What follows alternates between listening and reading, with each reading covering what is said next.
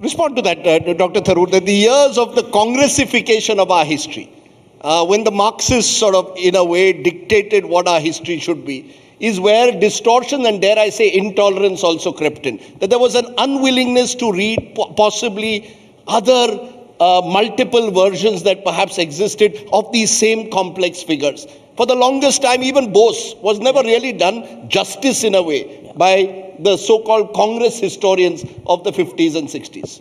Well, I'm not sure that it's fair in a thriving democracy to imply that every historian followed a particular line dictated by the ruling party. I don't believe that was true. I think that, in fact, in some ways, some of the critiques of the Congress from the left were actually even sharper than perhaps what today we're seeing from the right. So I don't think it was a monochromatic approach. Having said that, I'm not going to speak in favor of intolerance. I wasn't aware of this episode of Pandit Hridaynath Mangeshkar, and I feel sorry that such a choice should have been made.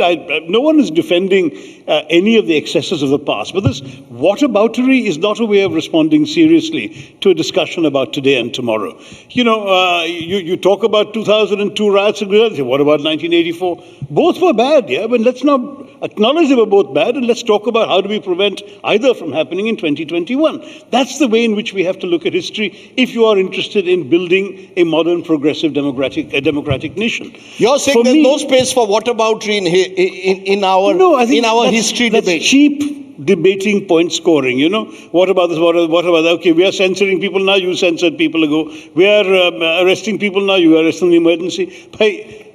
Those arguments are not what the country ought to be about. They're not about what we should aspire to as Indians to see in our country. I am all for reclaiming forgotten voices, as Vikram says, on all sides, I might add. Mm-hmm. And I think that one of the very important things that you're overlooking in the slight demonization of Congress-era history writing is the very fact that people like Bhagat Singh, Netaji Bose and others were honored, maybe insufficiently according to some, were honored sufficiently that today we still speak of them with reverence. And these are people who obviously were demonized by the Brits up to 1947. And when you look at the fact that of course, Netaji has lots of roads and stadia and so on named after him everywhere. Bhagat Singh is an icon that everyone honors today.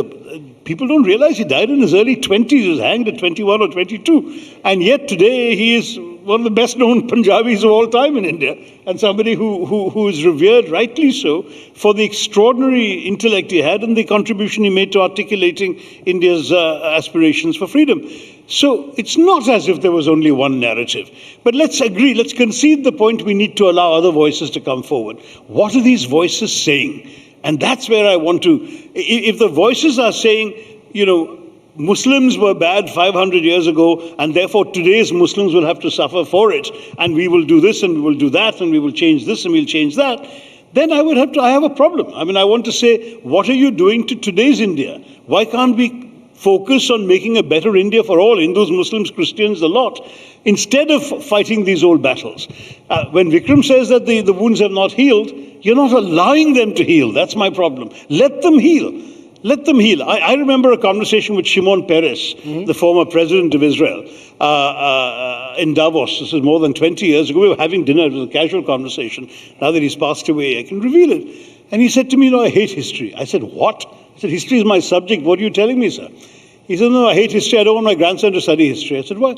He says, the history only is going to make him dwell in the past, in real or imagined wrongs. I want him to focus on the future. Let him study technology. Let him study computers. I don't want him to study history.